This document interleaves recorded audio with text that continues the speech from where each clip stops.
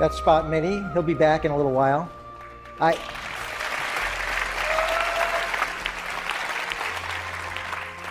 I love building robots. And my long-term goal is to build robots that can do what people and animals do. And there's three things in particular that we're interested in. One is balance and dynamic mobility. The second one is mobile manipulation. And the third one is mobile perception. So dynamic mobility and balance. I'm going to do a demo for you. I'm standing here balancing. I can see you're not very impressed. Okay, how about now? How about now? Those simple capabilities mean that people can go almost anywhere on Earth on any kind of terrain. And we want to capture that for robots. What about manipulation? I'm holding this clicker in my hand. I'm not even looking at it, and I can manipulate it without any problem. But even more important, I can move my body while I hold the manipulator, the clicker, and stabilize and coordinate my body, and I can even walk around. And that means that I can move around in the world and expand the range of my arms and my hands and really be able to handle almost anything. So that's mobile manipulation. And all of you can do this. And third is perception. You know, I'm looking out of the room with over 1,000 people in it, and my amazing visual system can see every one of you. You're all stable in space, even when I move my head, even when I move around. That kind of mobile perception is really important for robots that are going to move and act out in the world. So I'm going to give you a little status report on where we are in developing robots toward these ends. This is, the first three robots are all dynamically stabilized robots. This one goes back over a little over 10 years ago, Big Dog, and it's got a gyroscope that helps stabilize it. It's got sensors and a control computer. Here's a cheetah robot that's running with a galloping gait where it recycles its energy, it bounces on the ground, and it's computing all the time in order to keep itself stabilized and propelled. And here's a bigger robot that's got such good locomotion using its legs that it can go in deep snow. This is about 10 inches deep, and it doesn't really have any trouble. This is Spot, a new generation of robot, just the slightly older than the one that came out on stage. And we've been asking the question, you know, you've all heard about drone delivery. Can we deliver packages to your houses with drones? Well, what about plain old legged robot delivery? So we've been taking our robot to our employees' homes to see whether we could get in the various access ways. And believe me, in the Boston area, there's every manner of stairway, twists and turns. And so it's a real challenge, but we're doing very well, about 70% of the ways. And here's mobile manipulation, where we've put an arm on the robot, and it's finding its way through the door. Now, one of the important things about making autonomous robots is to make them not do just exactly what you say, but make them deal with the uncertainty of what happens in the real world. So we have Steve there, one of the engineers, is giving the robot a hard time. And the fact that the programming still tolerates all that disturbance, it does what it's supposed to. Here's another example where Eric is tugging on the robot as it goes up the stairs. And believe me, getting it to do what it's supposed to do in those circumstances is a real challenge, but the result is something that's going to generalize and make robots much more autonomous than they would be otherwise. This is Atlas, a humanoid robot. It's a third generation humanoid that we've been building. I'll tell you a little bit about the hardware design later. And we've been saying, how close to human levels of performance and speed could we get in an ordinary task like moving boxes around on a conveyor? And you know, we're getting up to about 2/3 of the speed that a human operates on average. And this robot is using both hands, it's using its body, it's stepping. So it's really an example of dynamic stability, mobile manipulation, and mobile perception. Here, we actually have two atlases. Now, everything doesn't go exactly the way it's supposed to.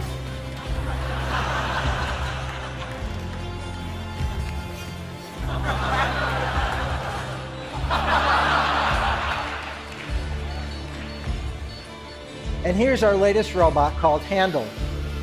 Handle is interesting because it's sort of half like an animal and it's half something else with these leg-like things and wheels.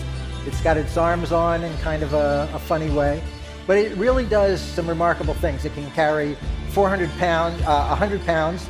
It's probably going to lift more than that, but so far we've done 100. It's got some pretty good rough terrain capability, even though it has wheels. And Handle loves to put on a show.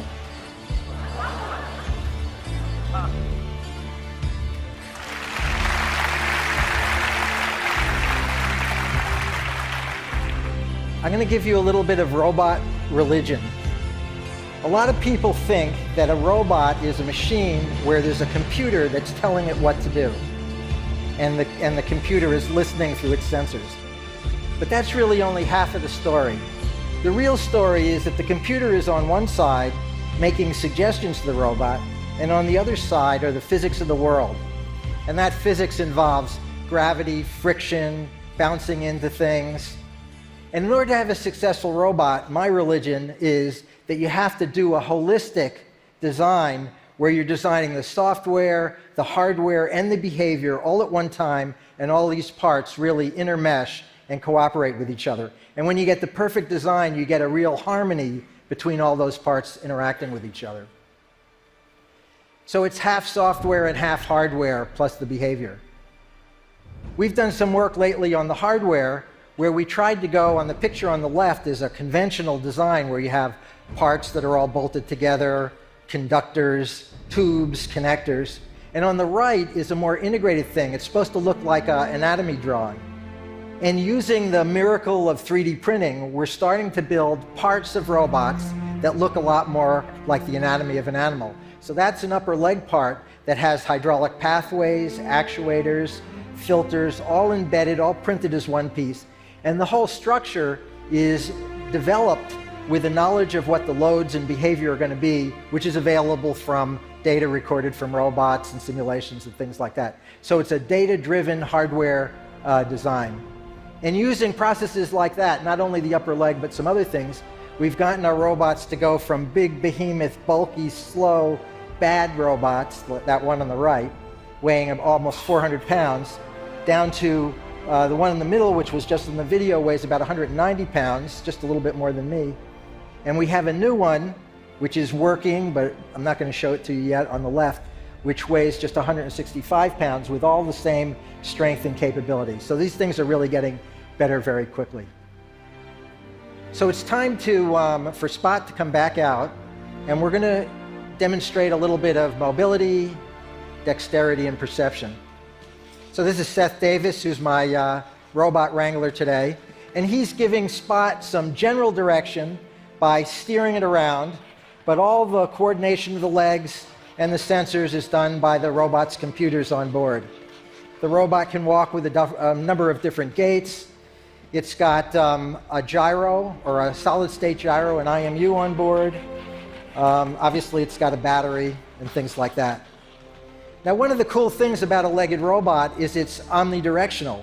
In addition to going forward, it can go sideways. It can turn in place.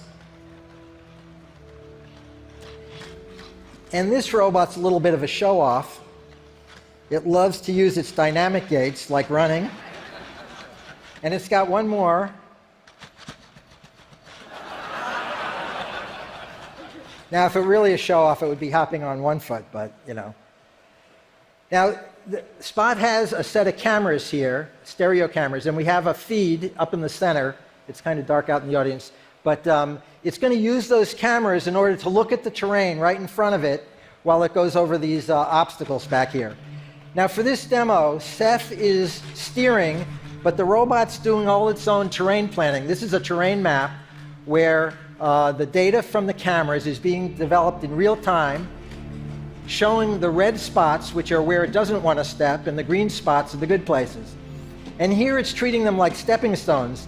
So it's trying to stay up on the blocks, and it adjusts its stride. And there's a ton of planning that has to go into an operation like that, and it does all that planning in real time, where it adjusts the steps a little bit longer or a little bit shorter. Now we're going to change it into a different mode, where it's just going to treat the blocks like terrain and decide whether to step up or down as it goes. So this is using dynamic balance, dynamic mobile perception, because it has to coordinate what it sees along with how it's moving. Now the other thing Spot has is a robot arm. Some of you may see that as a head and a neck, but believe me, it's an arm. And Seth is driving it around. Now he's actually driving the hand and the body is following. So the two are coordinated in the way I was talking about before, the way people can do that. And in fact, one of the cool things that Spot can do, we call chicken head mode, and it keeps its head in one place in space and it moves its body all around. There's a variation of this that's called twerking, but we're not gonna use that today. So Spot, I'm feeling a little thirsty. Could you get me a soda? Now for this demo, Seth is not doing any driving. We have a LiDAR on the back of the robot, and it's using these props we put on the stage to localize itself. It's gone over to that location. Now it's using a camera that's in its hand to find the cup, picks it up, and again, Seth's not driving. So we've planned out a path for it to go. It looked like it was going off the path. And now Seth's going to take over control again because I'm a little bit chicken about having it do this by itself. Thank you, Spot.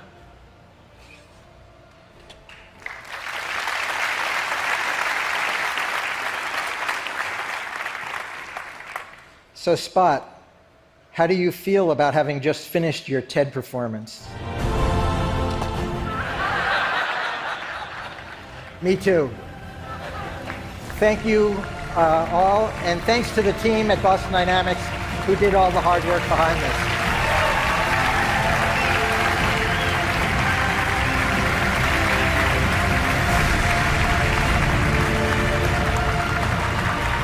Mark, come back in the middle. Thank you so much. Come over here. I have questions. So you mentioned the UPS and the package delivery. What are the other applications that you see for your robots? You know, I think that robots that have the capabilities I've been talking about are going to be incredibly useful. About a year ago, I went to Fukushima to see what the situation was there. And there's just a huge need for machines that can go into some of the dirty places and help remediate that. I think it won't be too long until we have robots like this in our homes. And you know, one of the big needs is to take care of the aging and invalids. I think that it won't be too long till we're using robots to help take care of our parents, or probably more likely have our children help take care of us. And there's a bunch of other things. I think the sky's the limit. I mean, many of the ideas we haven't thought of yet, and people like will help us think of new applications. Awesome. Thank you so much. Okay, you're welcome. Take care. Thank you. Say hello to Eddie. Now he's asleep. Let's wake him up. Eddie. Eddie. These mechanical performers were popular throughout Europe. Audiences marveled at the way they move. It was science fiction made true. Robotic engineering in a pre-electronic age. Machines far in advance of anything that Victorian technology could create. A machine we would later know as the robot. Robot, a word coined in 1921 in a science fiction tale by the Czech playwright Karel Čapek. It comes from robota. It means forced labor. But these robots were not real. They were not intelligent. They were illusions. A clever combination of mechanical engineering, and the deceptiveness of the conjurer's art. Eddie is different. Eddie is real. I am 176 centimeters tall. He weighs 300 pounds, I have 2 7-axis arms, torque sensing, a 360-degree sonar detection system, and come complete with a warranty. We love robots. Hi, I'm Eddie. Will you be my friend? We are intrigued by the possibility of creating a mechanical version of ourselves. We build them so they look like us, behave like us, and think like us. The perfect robot would be indistinguishable from the human. And that scares us. In the first story about robots, they turn against their creators. It's one of the leitmotifs of science fiction. Now you are the slaves, and we robots, the masters. Your world is ours. You. As I was saying, besides the faces and bodies we give our robots, we cannot read their intentions. And that makes us nervous. When someone hands an object to you, you can read intention in their eyes, their face, their body language. That's not true of the robot. Now, this goes both ways. Wow! Robots cannot anticipate human actions. You know, humans are so unpredictable, not to mention irrational. I literally have no idea what you guys are going to do next, but it scares me. Which is why humans and robots find it difficult to work in close proximity. Accidents are inevitable. Ow! That hurt! Sorry. Now, one way of persuading humans that robots are safe is to create the illusion of trust. Much as the Victorians faked their mechanical marvels, we can add a layer of deception to help us feel more comfortable with our robotic friends. With that in mind, I set about teaching Eddie a magic trick. Ready, Eddie? Ready, Marco. Abracadabra. Abracadabra? Yeah, it's all part of the illusion, Marco. Come on, keep up. Magic creates the illusion of an impossible reality. Technology can do the same. Alan Turing, a pioneer of artificial intelligence, spoke about creating the illusion that a machine could think. A computer would deserve to be called intelligent if it deceived a human into believing it was human. In other words, if we not yet have the technological solutions, would illusions serve the same purpose? To create a robotic illusion, we devise a set of ethical rules, a code that all robots would live by. A robot may not harm humanity, or by inaction, allow humanity to come to harm. Thank you, Isaac Asimov. We anthropomorphize our machines. We give them a friendly face and a reassuring voice. I am Eddie. I became operational at TED in March 2014. We let them entertain us. Most important, we make them indicate that they are aware of our presence. Marco, you're standing on my foot. Sorry.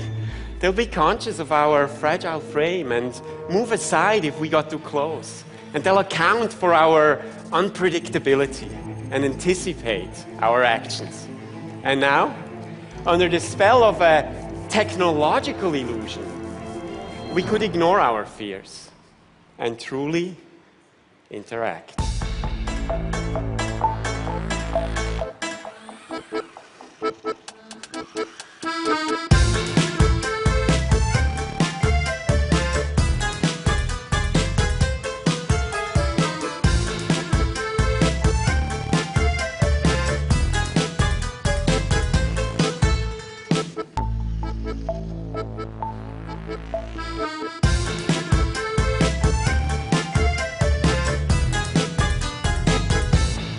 Thank you. Thank you.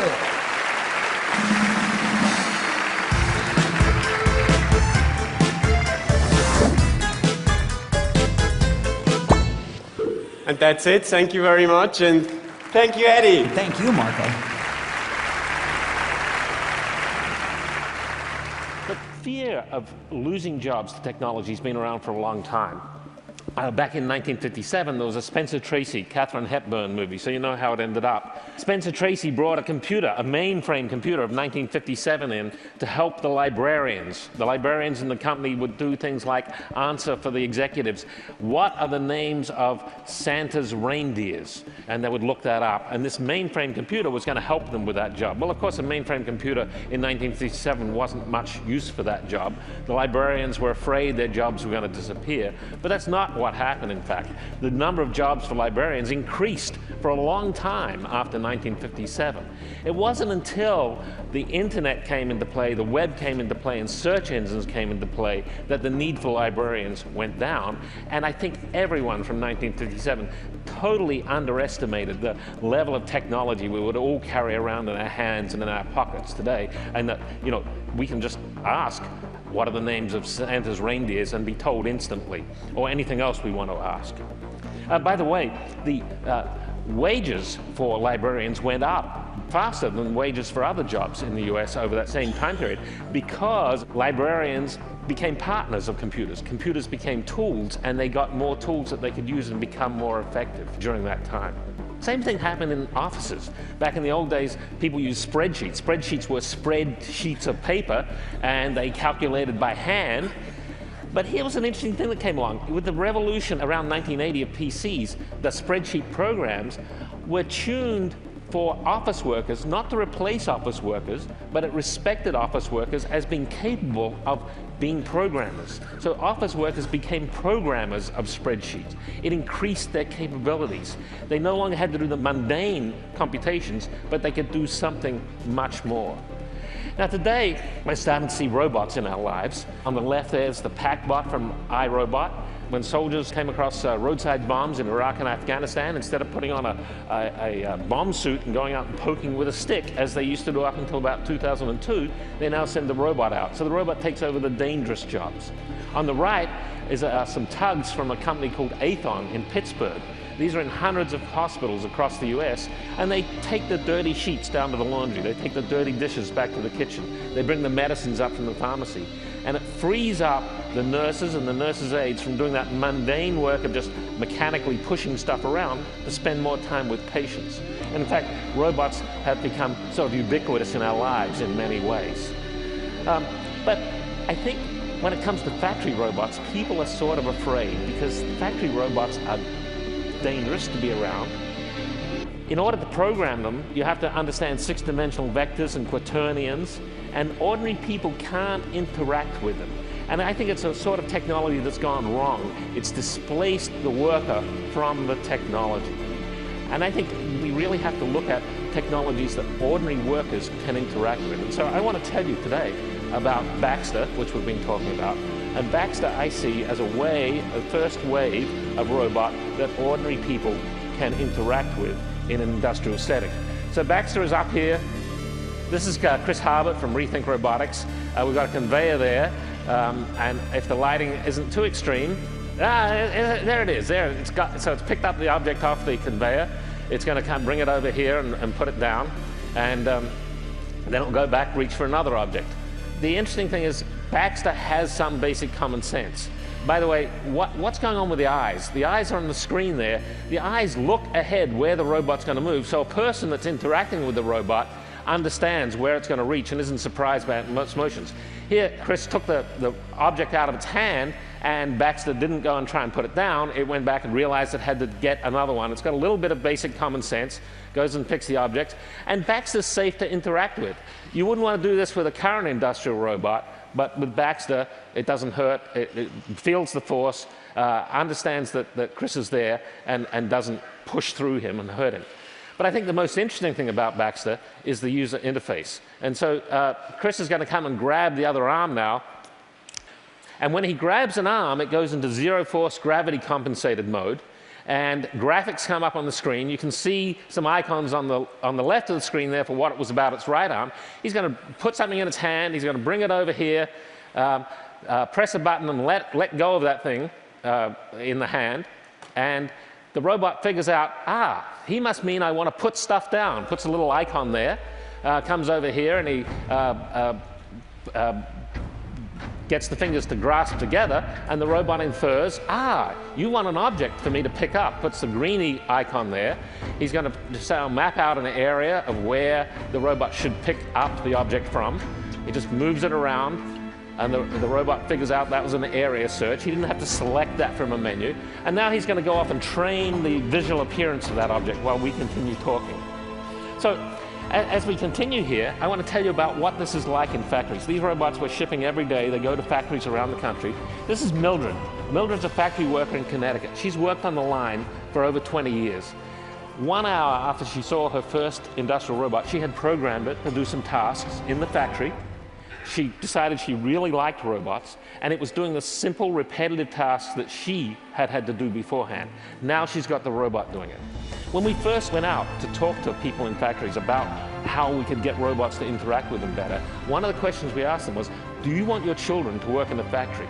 The universal answer was no. I want a better job than that for my children.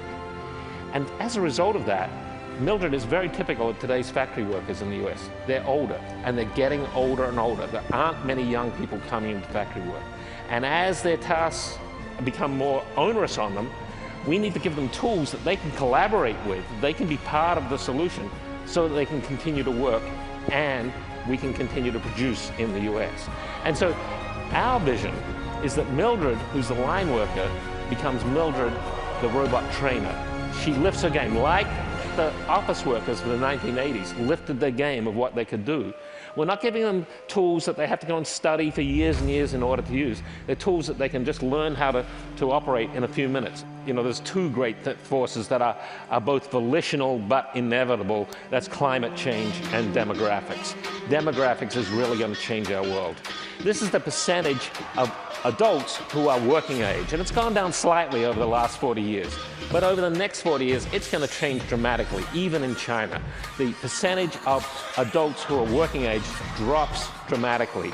And to turn it up the other way, the people who are at retirement age goes up very, very fast as the baby boomers get to retirement age. That means competing for services, but more than that, as we get older, we get more frail and we can't do all the tasks we used to do.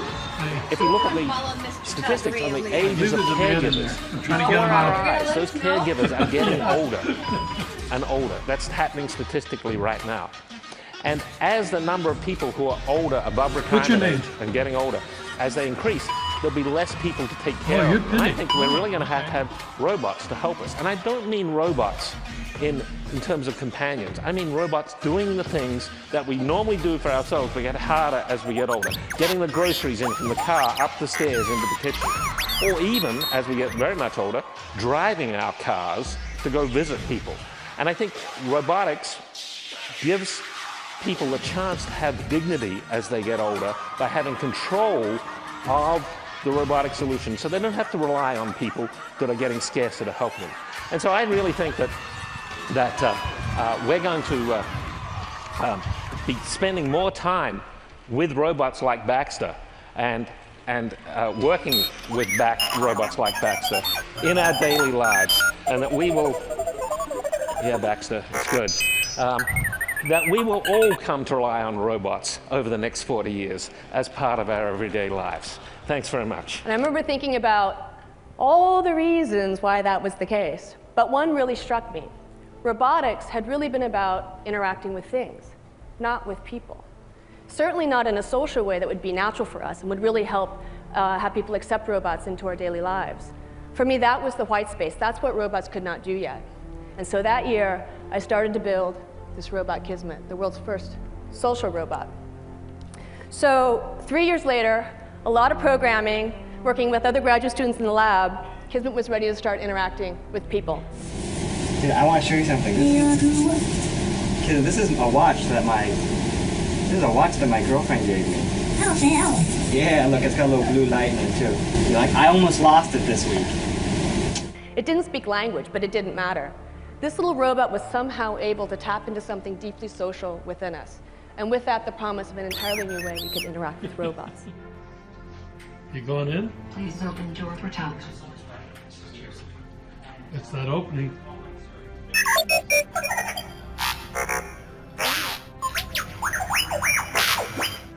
What, are you gonna wait here all day? Please open the door for talk. I can't open the door. You want me to try? It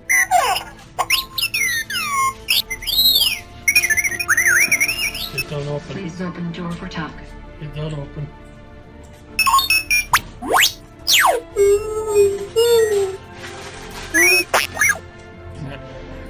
Please open the door for talk. Sorry, I don't have the card. It won't let me in. Are you okay? Please open the door for talk. Nope. Sorry about that. Backing up. Please step aside. I just Please open the door for talk. You're gonna be here all day doing this.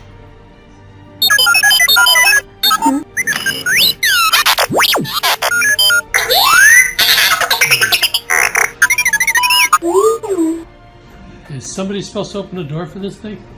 It's not working.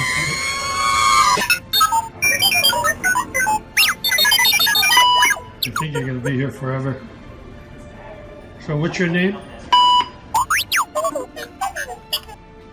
He's trying to get in the door. Nobody will open the door for us. I gotta tell you, I had a dog that smarter than you. What are you gonna do? Why don't you go have coffee? Oh, you don't want to talk now, huh? There you go. There you go. You like that, huh? There we go.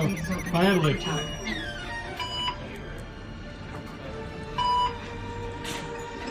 There's a guy in there, right?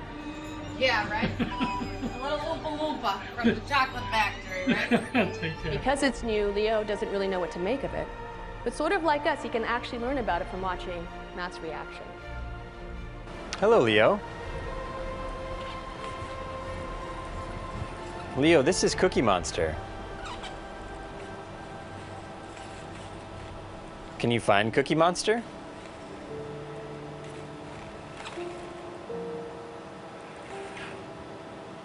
Leo, Cookie Monster is very bad. He's very bad, Leo. Cookie Monster is very, very bad. He's a scary monster who wants to get your cookies. But what do I mean when I say push our social buttons? Well, one of the things that we've learned is that if we design these robots to communicate with us using the same body language, the same sort of nonverbal cues that people use, like Nexi, our humanoid robot, is doing here, what we find is that people respond to robots a lot like they respond to people. People use these cues to determine things like how persuasive someone is, how likable, how engaging, how trustworthy. Turns out it's the same for robots. It's turning out now that robots are actually becoming a really interesting new scientific tool to understand human behavior, to answer questions like, how is it that from a brief encounter we're able to make an estimate of how trustworthy another person is? Mimicry is believed to play a role, but how? Is it mimicking of particular gestures that matter? It turns out it's really hard to learn this or understand this from watching people, because when we interact, we do all of these cues automatically. We can't carefully control them because they're subconscious for us. But with a robot, you can. And so in this video here, this is a video taken from David DeSteno's lab at Northeastern University. He's a psychologist we've been collaborating with. There's actually a scientist carefully controlling Nexi's cues to be able to study this question. And the bottom line is the reason why this works is because it turns out people just behave like people, even when interacting with a robot. What mission? What are you talking about? I've just about had enough of you. Go that way. You'll be malfunctioning within a day, you nearsighted scrap pile. And don't let me catch you following me, begging for help, because you won't get it. So given that key insight, we can now start to imagine new kinds of applications for robots. For instance, if robots do respond to our nonverbal cues, maybe they would be a cool new communication technology. So imagine this. What about a robot accessory for your cell phone? You call your friend, she puts her handset in a robot, and bam, you're a MeBot. You can make eye contact, you can talk with your friends, you can move around, you can gesture. Maybe the next best thing to really being there. Now let's try to put this into a little bit of context. Today we know that families are living further and further apart, and that definitely takes a toll on family relationships and family bonds over distance. For me, I have 3 young boys, and I want them to have a really good relationship with their grandparents, but my parents live thousands of miles away, so they just don't get to see each other that often. We try Skype, we try phone calls, but my boys are little. They don't really want to talk. They want to play. So I love the idea of thinking about robots as a new kind of distance play technology. So I imagine a time not too far from now, my mom can go to her computer, open up a browser, and jack into a little robot, and as kind of grandma bot, she can now play, really play with my sons, with her grandson, in the real world with his real toys. I could imagine grandmothers being able to do social plays with their granddaughters, with their friends, and to be able to share all kinds of other activities around the house, like sharing a bedtime story. And through this sort of technology, being able to be an active participant in their grandchild's lives in a way that's not possible today. Let's think about some other domains, like maybe health. So in the United States today, over 65% of people are either overweight or obese, and now it's a big problem with our children as well. And we know that as you get older in life, if you're obese when you're younger, that can lead to chronic diseases that not only reduce our quality of life, but are a tremendous economic burden on our healthcare system. But if robots can be engaging, if we like to cooperate with robots, if robots are persuasive, maybe a robot can help you maintain a diet and exercise program. Maybe they can help you manage your weight. So sort of like a digital Jiminy, you know, as a well-known fairy tale, the kind of friendly, supportive presence that's always there to be able to help you make the right decision in the right way at the right time to help you form healthy habits. So we actually explored this idea in our lab. Hello, Hal, do you read me? This is a robot, Autumn. Corey You Kidd read me, developed this Hal? robot for his doctoral work. And it was designed to be a robot diet and exercise coach. You read me, Hal? It had a couple of simple nonverbal skills it could do. It could make eye contact with Hello, you. Hal, It do could you share read me? information looking down at a screen. You'd use the screen interface to enter information like how many Open the pod bay calories you doors. ate that day, how much I'm sorry, exercise you Dave. got, and then it could help afraid I track can't that for do you. that. And the robot spoke with a synthetic voice to engage you in a coaching dialogue. I am a HAL 9000 computer. I became operational on the 12th of January, 1992. Modeled I know after that you and Frank trainers were planning to disconnect patients and me. so forth. And it would And I'm build a afraid working, that's something I cannot working allow alliance to with you happen. through that dialogue. It could help you set goals and track your progress, and it would help motivate you. So an interesting question is, You're doing, does the social embodiment really Dave. matter? Does it matter that it's a robot? Is it really just the I quality really of think advice I'm and information entitled that to an matters? answer to that question. So for that question, we did a study in the Boston area where we put 1 of 3 I interventions know in people's everything homes hasn't for been a period of quite several right weeks. with me, One case was the robot, you saw there, Autumn. but I can Another assure was you a now computer that ran the same touchscreen interface, ran exactly the same dialogues. Quality of that advice it's was going to be identical. all right And the again. third was just a pen and paper log, because that's the standard intervention you typically get when you start a diet and I exercise feel program. much better now. So I really one of the do. things we really wanted to look at was not how much weight people lost, but really Will you? how long they interacted with the robot, because the challenge is not losing weight, it's Stop. actually keeping Stay. it off. And the longer you could interact with one of these interventions, well, that's indicative potentially of longer Will term you success. stop, Dave? So the first thing you want to look at is how long? How long did people interact with these I'm systems? afraid. It turns out that people interacted with the robot I'm significantly afraid, more, Dave. even though the quality of advice was identical to the computer. My mind is going. When we asked people to rate it My on terms of the mind is quality of the going. working alliance, people rated the robot higher, I'm and they trusted the robot more. afraid. And when you look at emotional engagement, it was completely different. People would name the robots. They would dress the robots. And even when we would come up to pick up the robots at the end of the study, they would come out to the car and say goodbye to the robots. They didn't do this with the computer. The last thing I want to talk about today is the future of children's media. We know that kids spend a lot of time behind screens today, whether it's television or computer games or whatnot. My sons they love the screen. They love the screen. But I want them to play. As a mom, I want them to play, like real world play. And so I have a new project in my group I wanted to present to you today called Playtime Computing that's really trying to think about how can we take what's so engaging about digital media and literally bring it off the screen into the real world of the child, where it can take on the properties, many more of the properties of real world play. So here's the kind of first exploration of this idea, where characters can be physical or virtual, and where the digital content can literally come off the screen into the world and back. I like to think of this as sort of the Atari Pong of this blended reality play. But we can push this idea further. What if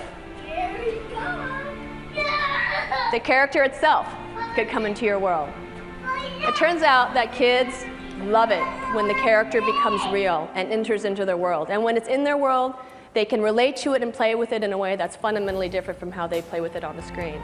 Another important idea is this notion of persistence of character across realities. So changes that the children make in the real world need to translate to the virtual world. So here, Nathan has changed the letter A to the number 2. You can imagine maybe these symbols give the character special powers when it goes into the virtual world. So they're now sending the character back into that world, and now it's got number power. And then finally, what I've been trying to do here is create a really immersive experience for kids where they really feel like they are part of that story, part of that experience. And I really want to spark their imaginations the way that mine was sparked as a little girl watching Star Wars. But I want to do more than that. I actually want them to create those experiences. I want them to be able to literally build their imaginations into these experiences and make them their own. So we've been exploring with a lot of ideas and telepresence and mixed reality to literally allow kids to project their ideas into this space where other kids can interact with them and build upon them. I really want to come up with new ways of children's media that foster creativity and learning and innovation. I think that's very, very important. So this is a new project. We've invited a lot of kids into this space, and they think it's pretty cool. But I can tell you the thing that they love the most is the robot. What they care about is the robot. Robots touch something deeply human within us. And so whether they're helping us to become creative and innovative, or whether they're helping us to feel more deeply connected despite distance, or whether they are our trusted sidekick who's helping us attain our personal goals and becoming our highest and best selves, for me, robots are all about people. Thank you.